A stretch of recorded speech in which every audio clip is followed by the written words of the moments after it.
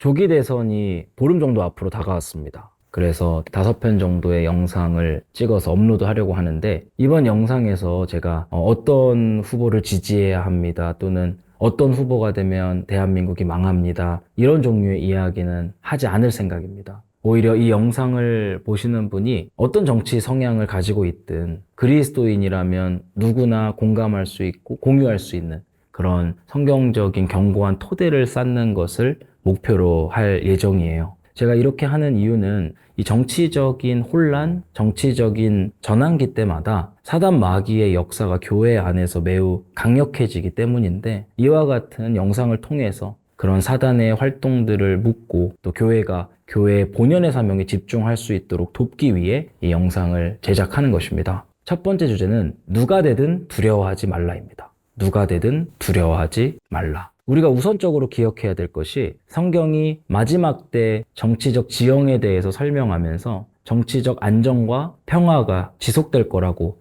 약속하고 있지 않다라는 거예요. 오히려 성경은 그 반대에 대해서 이야기하고 있습니다. 마태복음 24장을 보면 마지막 때는 모든 안정된 질서가 흔들리고 깨지는 때가 될 거다라고 말씀하시는데, 그 내용을 한번 같이 읽어보겠습니다. 예수께서 그들에게 말씀하셨다. 누구에게도 속지 않도록 조심하여라. 많은 사람이 내 이름으로 와서 말하기를 내가 그리스도다 하면서 많은 사람을 속일 것이다. 이건 교회 안에 진리에 대한 질서가 깨지는 것을 묘사하는 거예요. 교회 안에 진리에 대한 질서가 깨지니까 어떤 일이 일어나죠? 미혹의 역사가 심화됩니다. 그리고 그 다음은 여기저기서 전쟁이 일어난 소식과 전쟁이 일어난 날이라는 소문을 듣게 될 거라고 말해요. 국가 간의 평화의 질서가 깨집니다. 그러면서 전쟁이 심화되는 거예요. 마지막으로는 기근과 지진에 대한 얘기를 해요. 우리가 자연 질서라고 그러죠. 자연 질서마저 깨지면서 천재지변이 일어나는 그림이 그려지고 있습니다. 마지막 때는 모든 질서가 깨지면서 미혹과 전쟁과 천재지변이 전 세계를 덮는 때가 될 것입니다. 오늘 우리가 집중해서 볼 내용은, 전쟁이라고 하는 것은 진공상태에서 일어나는 게 아닙니다. 전쟁은 어떤 정치적 갈등, 양극화가 심화되고 고조되면서 결국 물리적 충돌로 표출되는 게 전쟁이에요. 그럼 마지막 때 전 세계적으로 전쟁이 확산되게 될 텐데, 이 말이 전제하는 게 뭐냐면, 마지막 때는 정치적인 갈등과 양극화가 굉장히 심한 시대가 되겠구나, 그게 시대적인 특징이 되겠구나 라는 것을 이해하면 되겠습니다. 예수님께서는 이와 같이 정치적인 갈등과 양극화가 심화되고 물리적인 충돌이 발발하게 될 때 그리스도인들이 가져야 될 마음가짐에 대해서 분명하게 말씀을 해주시는데, 그 내용이 마태복음 24장 6절에 나옵니다. 제가 정말 좋아하는 말씀인데, 이렇게 말씀하세요. 여기저기서 전쟁이 일어난 소식과 전쟁이 일어난 날이라는 소문을 들을 것인데, 그러나 너희는 당황하지 않도록 주의하여라. 이런 일이 반드시 일어나야 한다. 여기서 예수님께서 우리에게 주시는 음성은 그러나 너희는이에요. 그러나 너희는, 다른 사람들 말고 그러나 내 백성인 너희는 당황하지 않도록 주의하여라. 다른 번역본을 보면 두려워하지 말라거든요. 이건 예수님의 명령입니다. 그리고 그 뒤에 근거가 제시돼요. 왜냐하면 이런 일이 반드시 일어나야 되기 때문이다. 이런 구조예요. 전 세계의 정치적 양극화가 심화되고 전쟁이 온 땅을 덮어가는 그때에 내 백성인 너희는 두려워하지 말아라. 왜냐하면 이 일은 반드시 일어나야 되는 일이기 때문이다. 이런 말입니다. 영어 성경을 보면 이 의미를 조금 더 구체화할 수 있어요. 여기에 보면 for라고 하는 단어가 나오죠. for가 왜냐하면입니다. 왜냐하면 뭐뭐하기 때문이다, 이렇게 끝나겠죠. 여기 take place라고 하는 단어가 나오는데, take place의 사전적 의미를 찾아보면 미리 사전에 계획된 일이 일어나다예요. 그럼 전체적으로 말씀들을 종합해보면 이런 의미입니다. 내 백성인 너희들은 두려워하지 말라. 왜냐하면 이 일은, 정치적인 양극화의 심화와 이에 따른 무력 충돌은 미리 내가 사전에 계획한 일로서 반드시 일어나야 되는 일이기 때문이다. 이렇게 세상의 질서를 깨면서 어둡게 하는 이 사역은 내가 하는 일이기 때문에 이 비밀을 아는 너희들은 두려워하지 말라라고 말씀하시는 거예요. 이걸 우리 상황으로 대입하면 이런 겁니다. 내 백성인 너희들은 두려워하지 말아라. 왜냐하면 이재명의 당선 또는 김문수의 당선은 내 주권적인 계획 안에서 그 결과로 일어나는 일이기 때문이다. 이렇게 말씀하시는 거죠. 제가 20대 초반부터 약 10년 정도는 이와 같은 하나님의 말씀이 보이지도 않았고 들리지도 않았어요. 이런 말씀이 제 영혼의 중심을 차지하지 못했던 거죠. 그때 제가 가지고 있었던 하나님과 사역에 대한 그림은 이런 거였습니다. 하나님께서 교회를 통해 세상에 말씀하시고 또 영향을 주시고 변화시키기를 원하시는데 세상과 사단과 인간의 저항, 그 완고함이 너무나 강해서 항상 그 일에 실패하시고 좌절하시고 슬퍼하시는 그런 종류의 그림이었어요. 제가 원래는 이런 그림만 가지고 있다가 주권자 되시는 하나님에 대한 이해가 더해지게 되면서 한 발로 걷다가 두 발로 걷게 되는 느낌을 받게 됐습니다.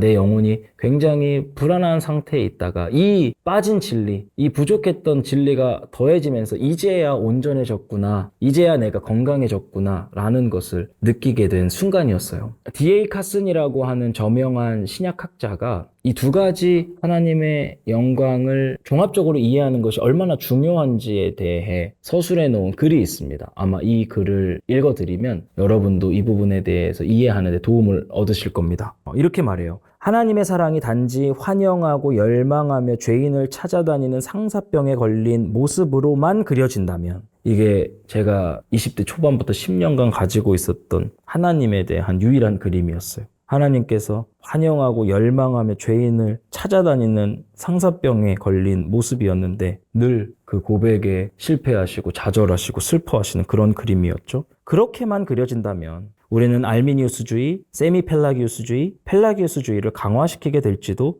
모르겠다. 앞으로 살펴보겠지만 이렇게 하나님을 그리는 데는 어느 정도 영광스러운 진리가 있다. 아까 제가 20대 초반에 가지고 있었던 하나님과 사역에 대한 그림은 어느 정도 영광스러운 진리가 있어요. 구약의 선지자들도 눈물로 회개를 촉구하기도 하고, 신약시대의 예수님도 예루살렘을 향해서 예루살렘아 예루살렘아 내가 너희를 품으려고 했던 것이 몇 번이냐 하고 한탄하는 장면도 있잖아요. 그런 부분에서 어느 정도 영광스러운 진리가 있습니다. 그러나 이러한 사랑이 절대화된다면, 이것밖에 없다라고 생각하게 된다면 마치 상호 보완적인 본문들이 존재하지 않는 것처럼 다뤄질 뿐 아니라, 여기가 중요한데요, 하나님에게서는 절대 주권을, 우리에게서는 안정을 빼앗아 가게 된다, 이렇게 말합니다. 제 당시의 영혼의 상태가 불안정했던 이유가 바로 이것이었어요. 제가 믿는 하나님이 절대 주권자가 아니게 됐고, 그렇기 때문에 상황과 환경의 변화에 따라서 제 영혼의 안정을 빼앗기게 됐다라는 겁니다. 최악의 경우에는 우리를 구원하기 위해 개입하실 수 없을 뿐 아니라 징계의 막대기도 행사하실 수 없는 진부한 하나님으로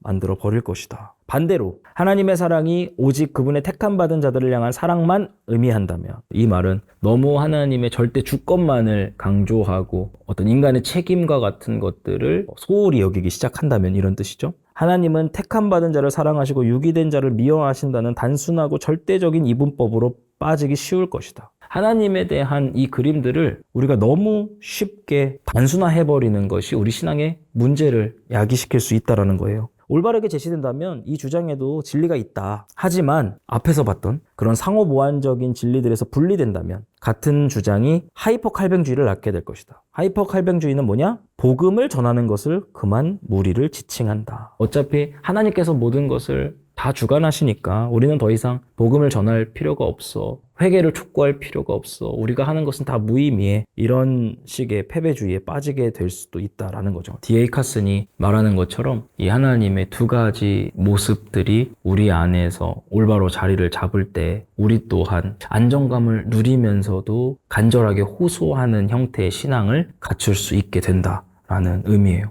정리를 하면 이렇습니다. 하나님께서는 마지막 때 두 가지 사역을 진행하십니다. 하나는 어둡게 하시는 사역이고요. 하나는 밝히시는 사역이에요. 모든 질서를 깨뜨리면서 이 세상을 어둡게 하는 동시에 대조적으로 교회를 밝게 빛나게 하시면서 이 땅의 소망이 무엇인지를 밝히 드러내는 때가 마지막 때가 될 겁니다. 예수님께서는 이렇게 말씀하세요. 너희는 세상의 빛이다. 여기서 한마디 빠진 말이 있다면 너희는 어두운 세상의 빛이다 라는 거예요. 그리고 하나님께서 이 어둠을 만드시고 빛도 만드시면서 이 세상 가운데 하나님이 누구신지를 드러내시고, 많은 죄인들이 이 교차가 일어날 때 하나님 앞에 무릎 꿇고 회개하게 되고 엎드려서 경배하게 되는 이와 같은 일들이 일어나게 될 것이라는 것을 예언하고 있는 겁니다. 이제 정말 대선이 얼마 남지 않았는데 대선을 앞두고 우리가 함께 약속해야 될 게 있습니다. 어떤 거냐면 어떤 후보가 당선된다고 할지라도 너무 두려워하거나 너무 실망하지 않는 거예요. 하나님의 백성들은 그렇게 해야 합니다. 우리가 원치 않는 지도자가 당선될 때에도, 그래서 이 세상이 어두워지는 것처럼 느껴질 때에도 이 또한 하나님의 주권적 사역이며 어둡게 하면서 밝히시는 일을 통해서 그분의 일이 진전될 거기 때문에 이 그림들을 이해하면서 우리의 마음의 근간에 두려워하지 않는 마음을 미리 채워 넣는 게 이 시간들을 받아들이는 데 있어서 매우 중요한 부분이다라고 말씀드리고 싶습니다. 누가 되든 두려워하지 말라. 제목처럼 하나님의 말씀 안에서 이 견고한 반석 위에서 두려워하지 않고 빛을 내며 영혼을 추구하는 저와 여러분이 됐으면 좋겠습니다.